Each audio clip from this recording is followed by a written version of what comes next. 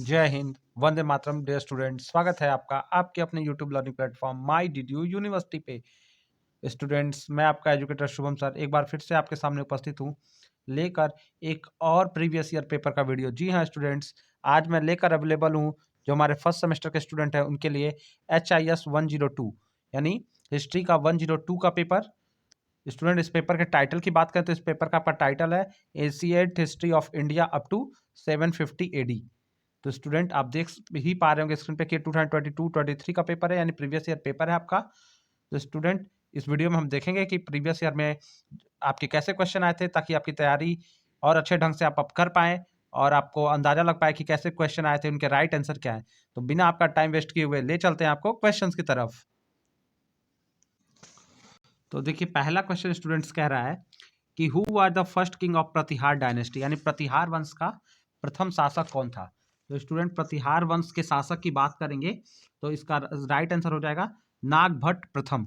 नागभट्ट प्रथम प्रतिहार वंश का जो प्रथम शासक था वो नागभट्ट प्रथम था, जो 730 से स्टूडेंट जो हमारे नए प्लेटफॉर्म पे स्टूडेंट्स नए हैं वो जान उनके लिए मैं बता दूं कि साथ ही साथ स्टूडेंट मेरे साथ आप पेन पेपर लेके बैठिएगा। मैं जो छोटी से छोटी बातें आपको बताऊंगा वो हमेशा की तरह नोट करते रहिएगा ताकि आपकी तैयारी अच्छे से संपन्न हो पाए और इस मॉडल पेपर से आपको ज़्यादा से ज़्यादा क्वेश्चन आपके एग्जामिनेशन में मिले।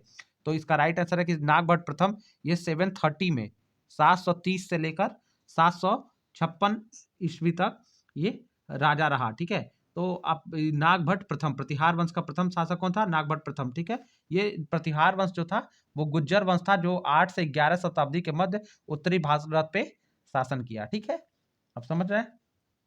ठीक है, और नागभट्ट प्रथम के बारे में कुछ और बातें बता रहा हूँ वो भी नोट कर लीजिएगा कि इनकी राजधानी कन्नौज थी। ठीक है, प्रतिहार वंश की राजधानी क्या थी? कन्नौज थी। ठीक है, और प्रतिहार वंश में सबसे शक्तिशाली राजा कौन माना जाता है? तो प्रतिहार वंश का सबसे शक्तिशाली राजा राजा मिहिर भोज माना जाता है। ठीक है, राजा भोज जिसको हम नाम से भी जानते हैं। ठीक है, इसने साम्राज्य का अपने विस्तार कठियावाड़ से, नोट करिएगा स्टूडेंट, कठियावाड़ से बिहार तक। अगर क्वेश्चन आ जाता है कि किसने अपने साम्राज्य का विस्तार कठियावाड़ से बिहार तक किया तो राजा मिहिर भोज हो जाएगा। तो कठियावाड़ से बिहार तक और दूसरी तरफ कश्मीर से बात करें, कश्मीर से लेकर नर्मदा नदी के तट यानी मध्य प्रदेश तक इसने अपने राज्य का विस्तार किया था। ओके, चलिए दूसरे क्वेश्चन की तरफ बढ़ते हैं।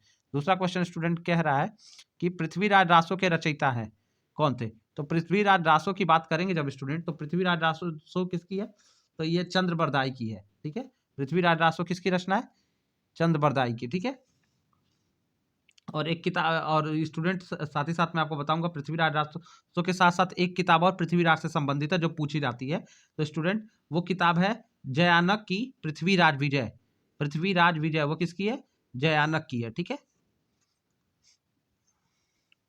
चलिए तीसरे क्वेश्चन की तरफ बढ़ते हैं स्टूडेंट्स। साथ ही साथ आपको बताऊंगा कि इससे पहले का भी प्रीवियस ईयर पेपर हमने हिस्ट्री 101 का, 102 का और 103 का ऑलरेडी अपलोड किया हुआ है। तो जो स्टूडेंट्स इस वीडियो को देख रहे हैं और उस वीडियो को नहीं देखा है उसको भी जाके आप हमारे चैनल में आप उसको वीडियो को ढूंढ कर देख लीजिएगा। ठीक है, चलिए अगला क्वेश्चन है, परमार किस क्षेत्र में शासन करते थे? तो परमार किस क्षेत्र में शासन करते थे स्टूडेंट बताना चाहूंगा। 9 से 14वीं शताब्दी तक परमार जो थे मालवा में। तो मालवा हमको ऑप्शन में दे दिया तो राइट आंसर मालवा हो जाएगा। मालवा के साथ उज्जैनी से लेके आबू पर्वत के क्षेत्र पे भी ये शासन करते थे। ठीक है, तो इन विच जो परमार रूल वो मालवा की तरफ शासन किया करते थे। ठीक है, नेक्स्ट क्वेश्चन है कि who was the author of Rajatarangini? Rajatarangini के लेखक कौन है? ठीक है, तो राज तरंगड़ी के लेखक की बात करेंगे स्टूडेंट तो राज तरंगड़ी के लेखक है कल्हड़। ठीक है, राइट आंसर हो जाएगा ऑप्शन ए कल्हड़। तो कल्हड़ ने राज तरंगड़ी लिखा है। स्टूडेंट, बात करें जो ये टर्म राज तरंगड़ी है इसके अर्थ की जब हम बात करेंगे तो इसका अर्थ होता है राजाओं की नदी। राज तरंगड़ी मतलब राजाओं की नदी, या राजाओं की नदी से मतलब है राजाओं का इतिहास। और आपको स्टूडेंट इसमें नोट कर लेना है कि राज तरंगड़ी इसमें कश्मीर का इतिहास का वर्णन है जो महाभारत काल से आरंभ होता है। ठीक है, और इसमें कश्मीर का नाम कश्मीर के नाम, ठीक है, और कश्मीर का भी इसमें एक पुराने नाम का जिक्र हुआ है स्टूडेंट। इस किताब के अनुसार स्टूडेंट कश्मीर का जो पुराना नाम था वो कश्यप मेरू था। ठीक है, और स्टूडेंट बता ये जो है इसमें राज तरंगड़ी में ये कश्मीर का इतिहास है जो महाभारत के काल से शुरू होता है। और माना जाता है कि कश्मीर में सबसे पहले पांडवों के भाई सहदेव ने राज्य की स्थापना की। ठीक है, तो इसको हम ध्यान में रखेंगे इन छोटी छोटी बातों को। ठीक है, बढ़ते हैं आगे स्टूडेंट, अगला क्वेश्चन देखते हैं। अगला क्वेश्चन जो आया हुआ था पिछली बार, वो कर रहा है सत्याश्रय जो था वो शासक था। तो सत्याश्रय वॉज रूलर ऑफ।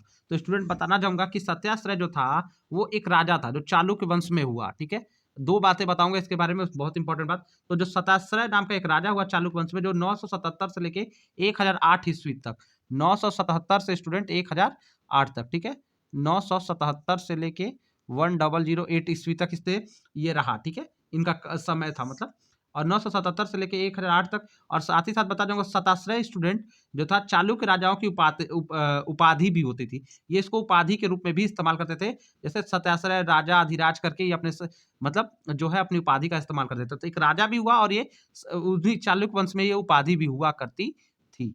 ठीक है, चलिए अगला क्वेश्चन की तरफ बढ़ते हैं। लिखा है समरांगणा सूत्र, समाग्र सूत्र के लेखक कौन है, यानी हु इज राइटर ऑफ समाग्र सूत्रधार। तो समाग्र सूत्रधार के जो राइटर हैं स्टूडेंट, इसकी बात बताऊंगा, तो ये राजा भोज परमार है। इसके राइटर कौन है, भोज परमार। ठीक है, तो ये भारतीय कला पे आपको स्टूडेंट नोट करना चाहिए कि ये भारतीय वास्तुकला यानी जो इंडियन आर्किटेक्ट पे है, 11वीं सेंचुरी की ये बुक है, 11वीं शताब्दी की। ये जो काव्य और पोएट्री में, ये किताब किसमें है, काव्य में है। ठीक है, काव्य ग्रंथ है। इसका श्रेय राजा धार, इसका श्रेय धार के परमार राजा भोज को जाता है। ठीक है, तो इनकी राजधानी धार थी। ठीक है, तो धार के राजा परमार भोज को जाता है। ठीक है, तो भोज परमार हमारा राइट आंसर हो जाएगा। नेक्स्ट क्वेश्चन क्या कह रहा था स्टूडेंट, काफी कभी कभी मेरा वीडियो आपको स्लो लगता है तो आप इसको फास्ट करके भी देख सकते हैं, ताकि मैं धीरे धीरे स्लो बोलता हूं तो आप उसको तेज करके भी देख सकते हो, जैसे आपको समझ में आए। लेकिन छोटी छोटी बातों को नोट करते चलना बहुत इंपॉर्टेंट है। नेक्स्ट क्वेश्चन है, चालुक्य नरेश पुलकेशिन द्वितीय ने पराजित किया था किसको। चालुक्य नरेश पुलकेशिन द्वितीय ने स्टूडेंट आपको बताना चाहूंगा हर्षवर्धन को पराजित किया था। ठीक है, और जो ये पुलकेशिन द्वितीय था स्टूडेंट, इसके पहले समय काल की बात कर लेते हैं। तो 610 से लेके 649, 610 से लेके 649, 1649 तक का इसका टाइम पीरियड एडी में रहा है, 6 एडी तक। ठीक है, तो यहाँ तक इनका टाइम पीरियड रहा है स्टूडेंट। और ये इसने नर्मदा नदी के तट पे पुलकेशिन ने हर्षवर्धन को हराया था। एहोल अभिलेख में यह जानकारी मिलती है। अगर पूछा जाता है कि हर्षवर्धन को पुलकेशिन ने हराया, कहाँ पे ये है, तो ये एहोल अभिलेख में ये लिखा हुआ है। ठीक है, और नर्मदा नदी के तट पे हराया था, इस बात को आपको ध्यान रखना है। और साथ ही साथ तो हर्षवर्धन को हराया, यानी हर्षवर्धन को भी हराया, मंगलेश को भी हराया और गोविंद को हराया। तो हमारा यहाँ पे आंसर हो जाएगा उपयुक्त सभी, सभी को हराया है। लेकिन खास उसको जो पुलकेशिन द्वितीय का हराना है वो हर्षवर्धन को है। ठीक है, जो एक महान उत्तर भारत का एक महान प्रतापी राजा था। ठीक है, हर्षवर्धन। अगला क्वेश्चन है, राजा भोज की राजधानी थी। ये क्वेश्चन मैंने आपको पहले ही बता दिया कि राजा भोज की जो capital of Raja Bhoj was धारा। ठीक है, धार सॉरी, इसको धार कहते हैं, तो यहाँ धारा लिखा हुआ है। तो ये धार का वो जो था, इनकी राजधानी क्या थी, धार थी। ठीक है, इसको आपको याद रखना है। तो ऑप्शन बी हमारा राइट रहेगा इधर। नेक्स्ट क्वेश्चन जो है, चालुक्य वंश का संस्थापक कौन था। तो स्टूडेंट चालुक्य वंश के संस्थापक की बात करें तो इसकी स्थापना पुलकेशिन प्रथम ने की थी। ठीक है, अगर हम इसकी बात करें, इसमें स्टूडेंट तो मुझे समझ में नहीं आया, जय सिंह और ये सब लिखा हुआ है, लेकिन मेरे हिसाब से इसको जो है, मुझे ये जो समझ में आया कि स्टूडेंट ये क्वेश्चन जो है फॉल्टी टाइप का मुझे लगा, क्योंकि मैंने जहाँ तक इसके बारे में पढ़ा और कोशिश की पढ़ने की। अगर स्टूडेंट आपको कोई नया आंसर मिलेगा तब मुझे बताइएगा कमेंट करके। लेकिन मेरे हिसाब से स्टूडेंट मैं जो बता रहा हूँ वो आप नोट कर ले, चालुक्य वंश की स्थापना पुलकेशिन प्रथम ने, ठीक है, पुलकेशिन प्रथम ने, द्वितीय ने नहीं, प्रथम ने की 540 से 567 तक का इनका समय है पुलकेशिन प्रथम का। तो 540 से 567 के बीच चालुक्य वंश की स्थापना पुलकेशिन प्रथम ने की। ठीक है, 540 में। ठीक है, तो ये मेरे हिसाब से यहाँ पे इस ऑप्शन में से कोई नहीं होगा, पुलकेशिन प्रथम होना चाहिए। नेक्स्ट क्वेश्चन पे बढ़ते हैं। नेक्स्ट क्वेश्चन है, हर्षवर्धन पुत्र था, यानी हर्षवर्धन के पिता का नाम क्या था, वो किसका पुत्र था। हर्षवर्धन पुत्र था प्रभाकर वर्धन का। हर्षवर्धन के पिता का नाम क्या था, प्रभाकर वर्धन का था। हर्षवर्धन के समय काल की बात करेंगे स्टूडेंट, तो 590 से लेके 647, 590 से लेके 647 एडी तक ये पीरियड इनका रहा है। ठीक है, और ये एक शक्तिशाली राजा, उत्तर भारत का एक शक्तिशाली राजा था। ठीक है, हर्षवर्धन को स्टूडेंट आपको छोड़ना नहीं है, इनसे बहुत 4-5 क्वेश्चन इस बार भी थे पेपर में, और 2-3 तो हर एग्जाम में रहेंगे ही रहेंगे, वो कहीं नहीं गया है। ठीक है, हर्षवर्धन लेखक थे। तो स्टूडेंट साथ ही साथ आप बताना चाहूंगा कि जो HIS 102 देख रहे हैं स्टूडेंट, वो स्टूडेंट चाहे तो HIS 201 यानी जो हमारे थर्ड सेमेस्टर का वीडियो है वो भी जाके देख सकते हैं। उसमें भी आपको काफी आपका मटेरियल रहता है, काफी कोर्स में मैंने देखा है ये क्वेश्चन वहां पे भी पूछे गए हैं तो अगर आपको एक्स्ट्रा टाइम रहेगा तो आप जाके वहां पे भी HIS 201 का भी वीडियो आप देख लीजिएगा, थर्ड सेमेस्टर का जो है। हर्षवर्धन लेखक थे, तो हर्षवर्धन कहाँ के लेखक थे? हर्षवर्धन लेखक थे, तो इन्होंने क्या लिखा? हर्षवर्धन वॉज ऑथर ऑफ, ये किसके ऑथर थे? तो स्टूडेंट इसके ऑथरशिप की बात करेंगे हर्षवर्धन के, तो हर्षवर्धन ने लिखा नागानंद, रत्नावली और प्रियदर्शिका। इसमें नागानंद दिया हुआ है, दो नाम और नोट कर लीजिएगा स्टूडेंट, आपको और बातें बताऊंगा कि रत्नावली, नागानंद, रत्नावली और प्रियदर्शिका, ये 3 नाटक हैं जिसको राजा हर्षवर्धन ने लिखा है, ठीक है, समझ में आ रहा है आपको? और जो ऑप्शन बी कह रहा है, इसके बारे में भी आपको समझ जाना चाहिए कि जो ऑप्शन बी कह रहा है, ये ऑप्शन बी, तो ये जो स्टूडेंट है कि हर्षचरित, तो हर्षचरित्र लिखा है बाण भट्ट ने, और बाण भट्ट की एक और बाण भट्ट जो इनका दरबारी कवि था, हर्षवर्धन का क्या था? दरबारी कवि था, जिसने लिखा है हर्षचरित या हर्षचरित्र भी उसको कहते हैं।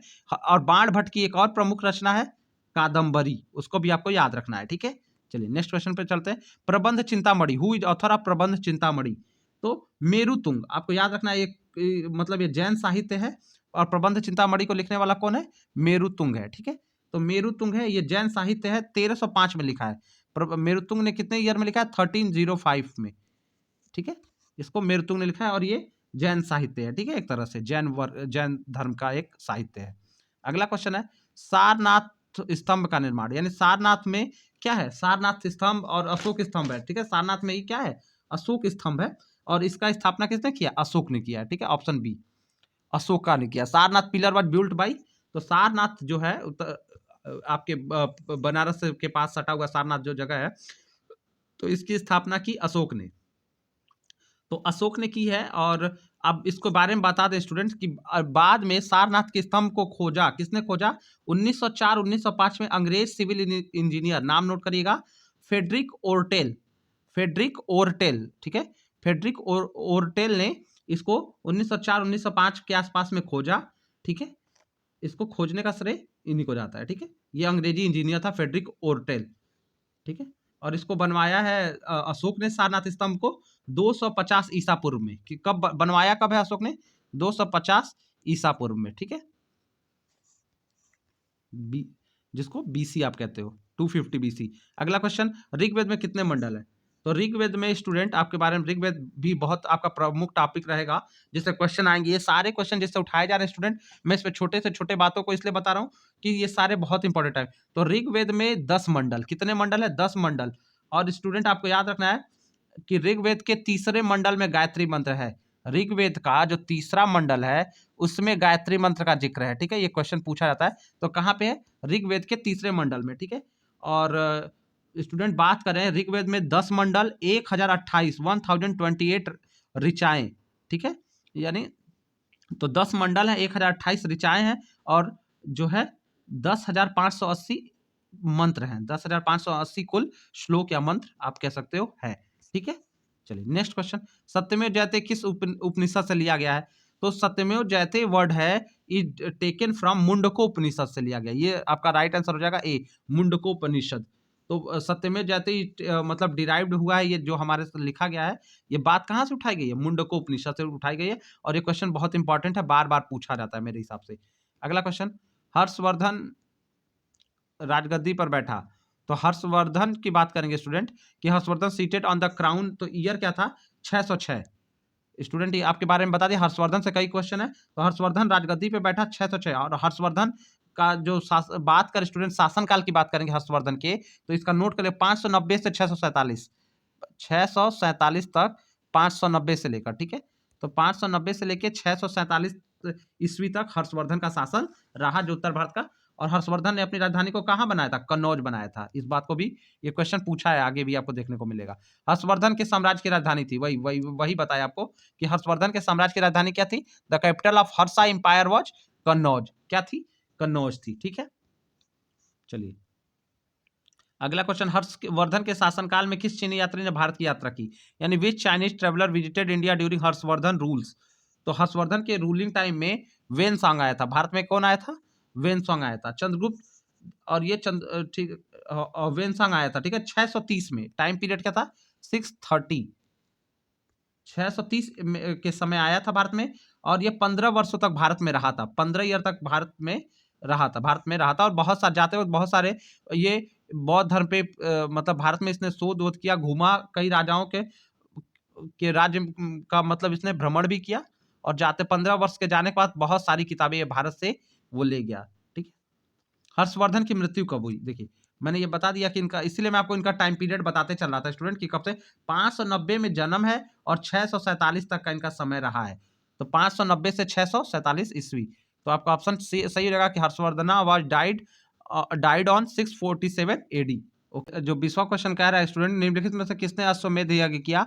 Who among the following perform अश्वमेध यज्ञ? या ठीक है, तो ऑप्शन ए करा चंद्रगुप्त को, बी करा पुष्यमित्र शुंग को, सी करा अशोक को, और डी करा रामगुप्त को। तो स्टूडेंट बताऊंगा कि बता रहा हूं आपको कि पुष्यमित्र शुंग, इसने ही एक ब्राह्मण राजा था, ये पुष्यमित्र शुंग जो था, इसने ही अश्वमेध यज्ञ किया। अब कुछ इसके बारे में पॉइंट्स भी नोट कर लीजिए स्टूडेंट। पुष्यमित्र शुंग की जब हम बात करते हैं तो इसने बृहद्रथ को हराकर 185 ईसा पूर्व में शुंग वंश की स्थापना की। ठीक है, और ठीक है, और 185 से लेके 149 यानी 185 से लेके 149 ईसा, ठीक है, पूर्व तक, 149 ईसा पूर्व तक इसने जो है शासन किया। ठीक है, आगे की बात करें तो पुष्यमित्र शुंग का जो ये स्टूडेंट ये बात करते कि जो इसने यज्ञ किए, तो अश्वमेध यज्ञ इसने किया था। ठीक है, और उसने राजसू और वाजपेयी यज्ञ भी किया था। ठीक है, समझ में आ रहा है?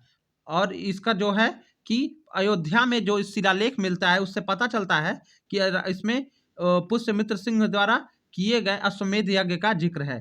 तो अयोध्या के अभिलेखों से पता चलता है, अयोध्या अभिलेख से, कि पुष्यमित्र सिंह ने भी राजसू यज्ञ और अश्वमेध यज्ञ किया था। ठीक है, चलिए नेक्स्ट क्वेश्चन की तरफ चलते हैं।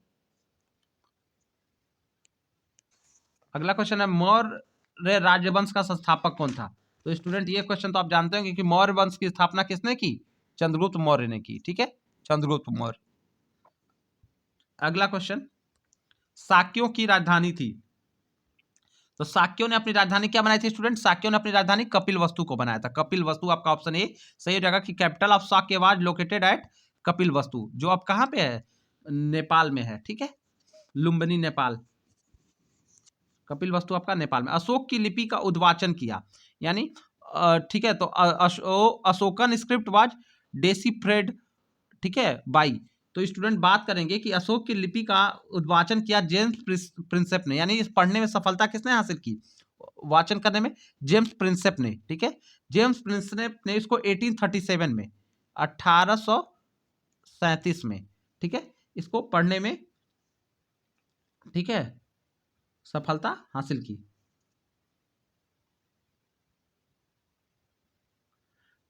चलिए नेक्स्ट क्वेश्चन की तरफ मूव कर लेते हैं। नेक्स्ट क्वेश्चन कह रहा है स्टूडेंट, अब बढ़ते हैं, तो ये कह रहा है मौर्य सम्राट चंद्रगुप्त किसके प्रभाव में आकर जैन धर्म का अनुयायी बना? तो किसके प्रभाव में Maurya, under whose influence Mauryan king Chandragupta became the follower of Jain religion? तो जैन रिलीजन का फॉलोअर कैसे बना? तो इसने जो है भद्रबाहु के प्रभाव और इससे प्रभावित होकर, इसको भद्रबाहु से प्रभावित, ऑप्शन डी से जो लिख रहा है, भद्रबाहु से प्रभावित होकर इसने जैन धर्म की शिक्षा ली, और शिक्षा के बाद चंद्रगुप्त का नाम प्रभाचंद हो गया। क्या हो गया? जब शिक्षा ले लिया जैन धर्म की तो इसने अपना नाम बदल लिया था, और उस समय ये क्वेश्चन पूछ देता है तो प्रभाचंद हो गया था। ठीक है, प्रभा और चंद एक ही में, प्रभाचंद। नेक्स्ट क्वेश्चन क्या कह रहा है? नेक्स्ट क्वेश्चन का, भारत का नेपोलियन किसे कहते हैं? ये बहुत इंपॉर्टेंट क्वेश्चन है स्टूडेंट, और ये इस राजा जिसको कहते हैं उसको आपको पढ़ के ही जाना अच्छे से। तो ये भारत का नेपोलियन समुद्रगुप्त को बोलते हैं।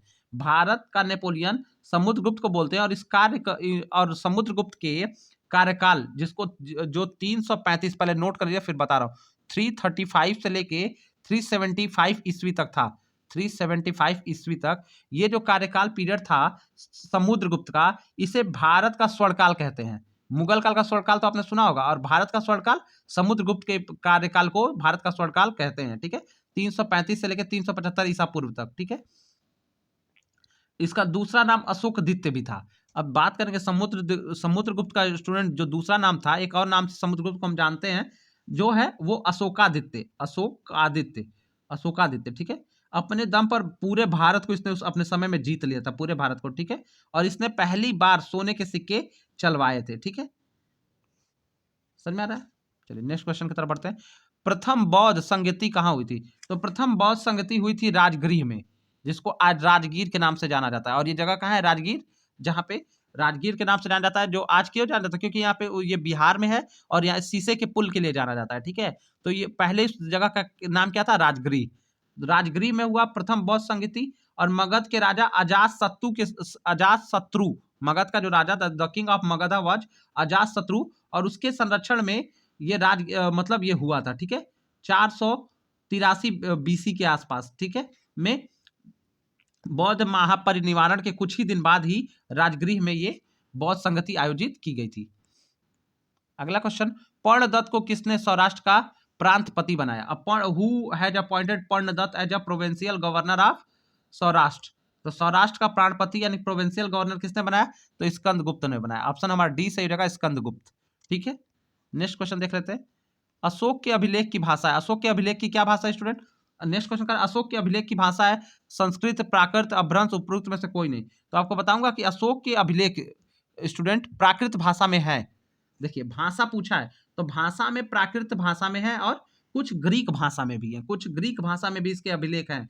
तो अधिकांश प्राकृत भाषा में। और लिपि की बात करेंगे तो वो प्राकृत भाषा और लिपि, प्राकृत भाषा के ब्राह्मी लिपि में भी है और प्राकृत भाषा के खरोष्टी लिपि में भी है। और ये जो ग्रीक भाषा है उसकी लिपि क्या हो जाती है? आरमाइक। तो तीन लिपियों में मिलती है। कई बार क्वेश्चन लिपि में पूछता है और कई बार क्वेश्चन भाषा पे पूछता है। तो भाषा प्राकृत है और कुछ ग्रीक भाषा में है, कुछ जो है अभिलेख ज्यादातर प्राकृत भाषा में है। तो ऑप्शन हमारा बी सही रहेगा। और कुछ ग्रीक भाषा में। और लिपि क्या है? ब्राह्मी लिपि में भी है, खरोष्टी में भी है, और जो ग्रीक भाषा है उसकी आरमाइक लिपि में भी है। चलिए नेक्स्ट क्वेश्चन की तरफ मूव करते हैं। भारत में मानव का सर्वप्रथम साक्ष्य कहाँ मिलता है? तो बात करेंगे स्टूडेंट, भारत में मानव का साक्ष्य नर्मदा घाटी, जो ऑप्शन डी कह रहा है ना, नर्मदा घाटी के पास मिलता है।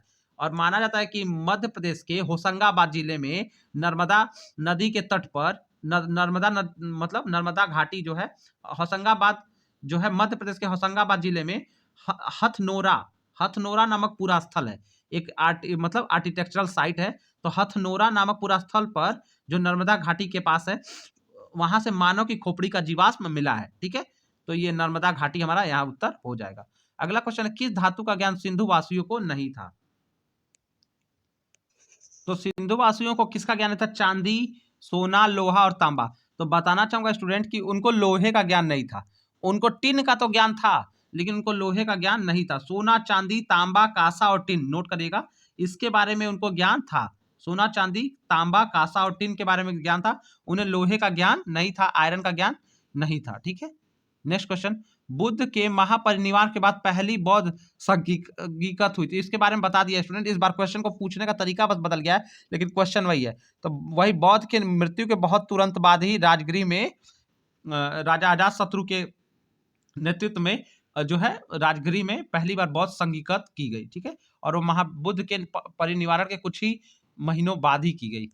पुराणों की कुल संख्या है, अब कुल कितने पुराण है? ये तो बहुत अच्छा क्वेश्चन है और आप जानते भी होंगे। पुराणों की संख्या कितनी है? वेद 4 है स्टूडेंट, पुराण 18, नंबर ऑफ पुराण 18। कुछ और बातें याद करेगा, देखिए 4 वेद, वेद कितने? 4, पुराण कितने? 18, और स्मृतियां भी 18, और शास्त्र 4 वेद 6 शास्त्र 18 पुराण, 4 वेद 6 शास्त्र 18 पुराण, 18 स्मृतियां।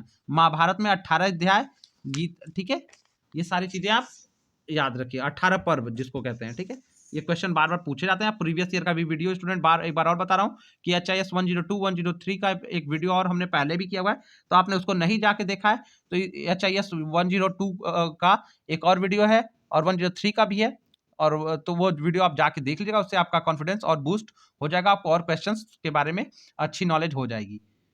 अगला क्वेश्चन, अशोक के शिलालेखों को सर्वप्रथम किसने पढ़ा?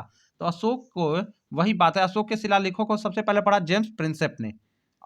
ठीक है, 1837 में पढ़ा था और ईयर क्या था? 1837 का। और इसको खोजने की बात करेंगे तो स्टूडेंट, तो अगर क्वेश्चन रहता है, मैंने पढ़ने के बारे में तो बताया कि सब पढ़ने में जो ब्राह्मी लिपि में था, इसको पढ़ने में सफलता जेम्स प्रिंसेप ने 1837 में पाई। और इसको खोजने का श्रेय अगर बात करेंगे स्टूडेंट तो 1750 में खोज दिया था। किसने इसके अभिलेखों को? 1750 में फेंथलेयर ने, फेंथलेयर ने। ठीक है, फेंथलेयर, याद रखिएगा इन दोनों बातों को।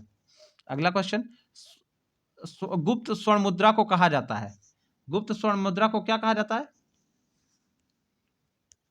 तो स्टूडेंट गुप्त स्वर्ण काल में जो है स्वर्ण मुद्रा को कहा जाता था दिनार। क्या कहा जाता था? दिनार।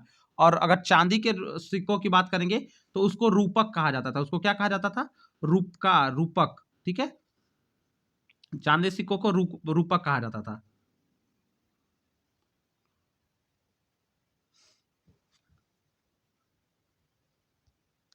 नेक्स्ट क्वेश्चन, किस वेद में सभा और समिति को प्रजापति की दो पुत्रियां कहा गया? स्टूडेंट आप वेद को अच्छे से पढ़ के जाना है कि किस वेद में क्या है, और ये सारी चीजें थोड़ा बहुत इसको अच्छे से देख लेंगे तो आपको 2-3 मार्क्स के क्वेश्चन यहाँ से भी मिलने की पूरे पूरे चांसेस है। तो अगला क्वेश्चन कह रहा था, वेद, किस वेद में सभा और समिति को प्रजापति यानी राजा दक्ष प्रजापति की दो पुत्रियां कहा गया है? तो प्रजापति की दो पुत्रियां कहा गया है किसको? अथर्ववेद को। अथर्ववेद में सभा और समिति को प्रजापति की दो पुत्रियां कहा गया है। बात करेंगे स्टूडेंट सामवेद की, ऋग्वेद में बताया कि आपका वो है आपका गायत्री मंत्र ऋग्वेद से है। सामवेद में ज्ञान योग, कर्म योग और भक्ति योग की तीनों जो है त्रिवेणियों का संगम है, ज्ञान योग, भक्ति योग और कर्म योग का। ठीक है, और सभा समिति को दो पुत्रियां अथर्ववेद में कहा गया है। नेक्स्ट क्वेश्चन कह रहा है, निम्नलिखित में से कौन सा स्थान निरंजना नदी के तट पर स्थित था? तो निरंजना नदी के तट पे क्या है स्टूडेंट? बोध गया। ठीक है, ऑप्शन ए सही हो जाएगा, बोध गया। तो बोध गया हमारा निरंजना नदी के तट पर स्थित है। ठीक है, जो बौद्ध धर्म का एक बहुत बड़ा पावन केंद्र है, साथ ही साथ सनातन का भी बहुत बड़ा पावन केंद्र के रूप में इसको देखा जाता है। ठीक है, अगला क्वेश्चन, निम्नलिखित में से किस हड़प्पन नगर में जूते हुए खेतों के निशान मिलते हैं? यानी किस सिटी में, मतलब जो हड़प्पन सिटी में फारोज ऑफ प्लाग्ड फील्ड मिलते हैं? ठीक है, तो स्टूडेंट इसका राइट आंसर हो जाएगा कलिबंगा में। ठीक है, कहाँ मिलता है जूते हुए खेतों का निशान? कहाँ मिलता है? हड़प्पा के। तो हड़प्पा हड़प्पा संस्कृति को देख के, हड़प्पा मोहनजोदाड़ो जो है सभ्यता को आप स्टूडेंट देख के जाएगा, हड़प्पा की खोज किसने की? तो हड़प्पा सिंधु घाटी सभ्यता को 1826 में चार्ल्स मेसन इसका जो है इसके बारे में उल्लेख करते हैं। सिंधु घाटी सभ्यता का उल्लेख 1826 में चार्ल्स मेसन ने किया। हड़प्पा की खोज 1921 में दयाराम साहनी ने की। ठीक है, और माना जाता है कि सिंधु घाटी सभ्यता 3300 से लेके 1300 ईसा पूर्व तक की है। ठीक है, जिसे हड़प्पा की सभ्यता भी कहा जाता है। तो कालीबंगन में जो है जूते हुए खेतों के निशान मिलते हैं। और जो कालीबंगा कहाँ है स्टूडेंट? कालीबंगा राजस्थान के हनुमानगढ़ जिले में है। ठीक है, राजस्थान के हनुमानगढ़ में। धौलावीरा कहाँ है स्टूडेंट? तो धौलावीरा गुजरात के कच्छ में है। मोहनजोदाड़ो जो सी ऑप्शन है ये पाकिस्तान के सिंध में है।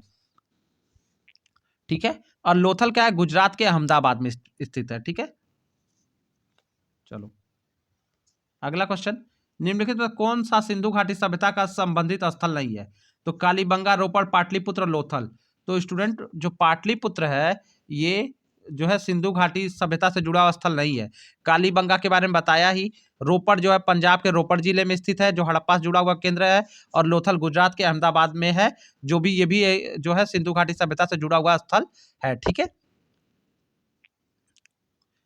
और कालीबंगन की जो खुदाई करता थे वो स्टूडेंट, अगर जो पहला इससे पहले, तो वो खुदाई करता जो थे 1961 से 1979 तक बीबी लाल और बाल कृष्ण थापर, ये दो लोग थे इसमें। ठीक है, अगला क्वेश्चन जो था, सिंधु सभ्यता का कौन सा स्थान भारत में स्थित है? हड़प्पा, मोहनजोदाड़ो, लोथल। तो स्टूडेंट बता, हड़प्पा जो है ये 1921 में खोज हुई है इसकी, और ये पाकिस्तान के मोंट गोमरी में है। ठीक है, और जो मोहनजोदाड़ो है ये भी पाकिस्तान में है, मैंने बताया कि ये पाकिस्तान के सिंध में है। जो लोथल है ये भारत में है, और ये भारत में कहाँ है? गुजरात के अहमदाबाद में। तो ये लोथल हो जाएगा कि ये जगह भारत में है। ठीक है, चलिए अगला क्वेश्चन देख लेते हैं। चंद्रबरदाई दरबार में थे, किसके दरबार में थे? अब चंद्रबरदाई की बात करेंगे तो ये किसके थे? तो ये तो स्टूडेंट आप जानते हैं, चंद्रबरदाई जो दरबार में थे पृथ्वीराज चौहान के। पृथ्वीराज रासो इन्हीं ने ही लिखा है, ऐसा माना जाता है। तो स्टूडेंट इस तरह से हमने आपके लिए 40 क्वेश्चन की सीरीज को कवर कर दिया है। आशा करते हैं वीडियो लेक्चर आपको पसंद आया होगा। अगर पसंद आया तो स्टूडेंट इसको लाइक करेगा, फ्रेंड्स के बीच शेयर करेगा, और हमारे चैनल को सब्सक्राइब करना मत भूलिएगा, और अपने फ्रेंड्स को भी रिकमेंड करेगा। आपके इस एफर्ट से हमें बहुत मदद मिलती है, और हमको लगता है कि हम कुछ अच्छा कर रहे हैं, और अच्छा करने के लिए हम और ज़्यादा प्रेरित होते हैं। स्टूडेंट्स, आपको आपके एग्जामिनेशन के लिए गुड लक है। इससे रिलेटेड और सारे वीडियो चैनल पर अपलोडेड है। आप जाके HIS 101, 102, 103 के और सारे वीडियोस भी हैं, उसको भी जाके आप देख लीजिएगा। एग्जामिनेशन के लिए आप सभी को गुड लक। स्टूडेंट, अगर कोई भी डाउट होगा तो आप हमें कमेंट करिएगा। साथ ही साथ हमारे टेलीग्राम और व्हाट्सएप ग्रुप का लिंक भी है डिस्क्रिप्शन में, वहां जाकर आप हमारे व्हाट्सएप और टेलीग्राम ग्रुप को भी ज्वाइन कर सकते हैं। गुड लक आपको आपके एग्जामिनेशंस के लिए।